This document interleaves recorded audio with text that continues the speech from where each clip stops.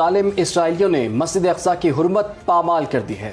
یہودی عبادتکاروں نے اسرائیلی وزیر بن گوئر کی قیادت میں سینکڑوں کی تعداد میں مسجد اقصی میں گھس کر عبادت کی آڑ میں نہ صرف گانے گائے بلکہ رقص بھی کیا اور مسجد اقصی پر قبضہ کر کے مسلمانوں کے جذبات کو ٹھیس پہنچائی ہے۔ اسرائیلی پولیس نے نہ صرف انہیں تحفظ دیا بلکہ نمازیوں اور محافظوں پر تشدد بھی کیا۔ فلسطینی شہادتوں کے بعد یہودیوں نے مسجد اقصی کو ہیکل بنانے کا فیصلہ کر لیا ہے۔ دوسری طرف مسلم ممالک میں خاموشی چھائی ہوئی ہے۔ غزہ کی حالت بھی مختلف نہیں، معصوم فلسطینیوں پر خوراک، دوا، پانی سب بند ہے۔ اسی پر بات کرنے کے لیے ہمارے ساتھ موجود ہیں ماہر بین الاقوامی امور ڈاکٹر شازیہ انور چیمہ صاحبہ۔ شازیہ صاحبہ، ہم دیکھ رہے تھے جو بھی اسرائیل نے فلسطین میں کیا، خوراک جو ہے بند ہے، پانی نہیں مل رہا، بچے بلک رہے ہیں۔ دوسری جانب اب عبادت گاہوں کو بھی ٹارگٹ کرنا شروع ہو چکے ہیں۔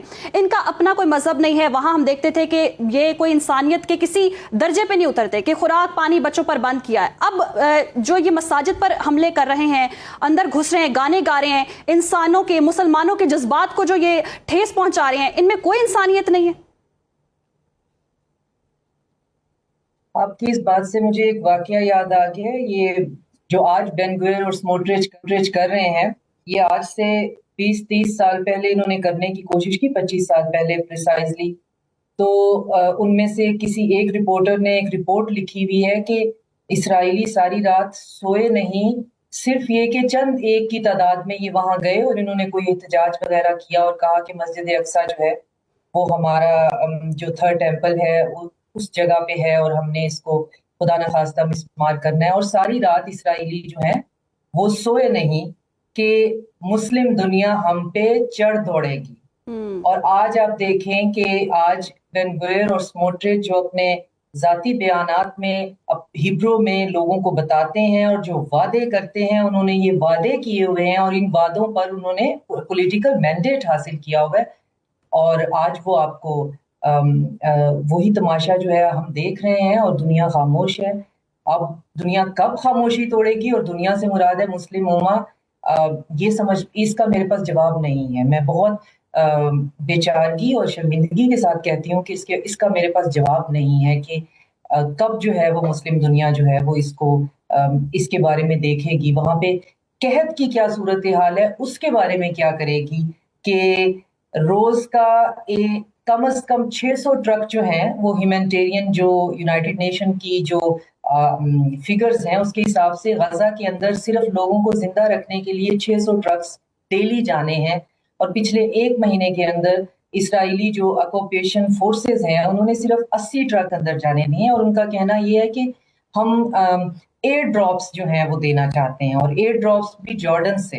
اور جارڈن جو ہے وہ جو پاپٹ ریجیم وہاں پہ ہے، زائنسٹ جو ہیں انہوں نے خود وہاں پہ اسٹیبلش کی ہوئی ہے، وہ ایئر ڈراپ جتنے بھی کر رہے ہیں ٹوٹل 8 انہوں نے 1 مہینے کے اندر کیے ہیں ہیلی کاپٹر سے، اور وہ سارے کا سارا کھانا وہاں گرا کے چلے جاتے ہیں جہاں پہ غزہ کے لوگوں کا ایکسیس ہی نہیں ہے، اور جان بوجھ کے کرتے ہیں۔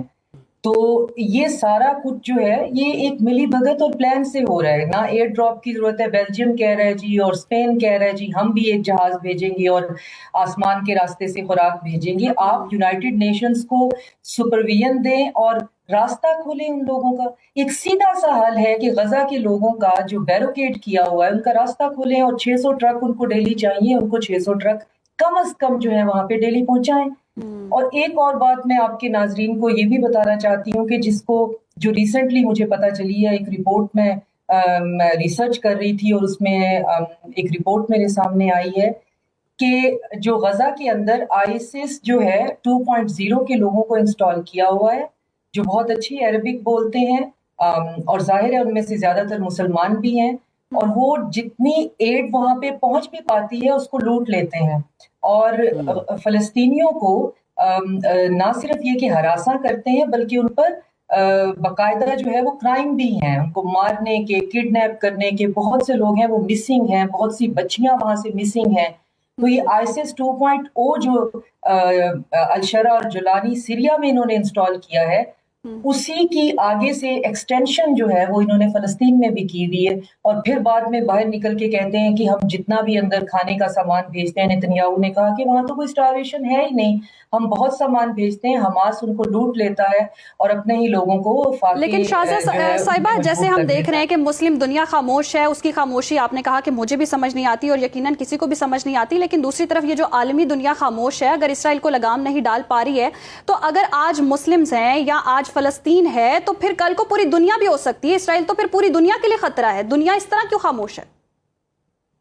देखिए, जिस दुनिया की बात हम करते हैं वो वेस्ट है, वो ग्लोबल नॉर्थ है। उन्होंने इसराइल को वहां पे प्लांट किया हुआ है, फलस्तीनी इलाकों में। फलस्तीनी वहां आबाद थे, फलस्तीनियों के शहर गांव सब आबाद थे। तो लेट 1800 अर्ली 1900 में यहाँ पे ज़ायनिस्ट आबाद करने शुरू किए। वो ग्लोबल नॉर्थ ने किए हुए।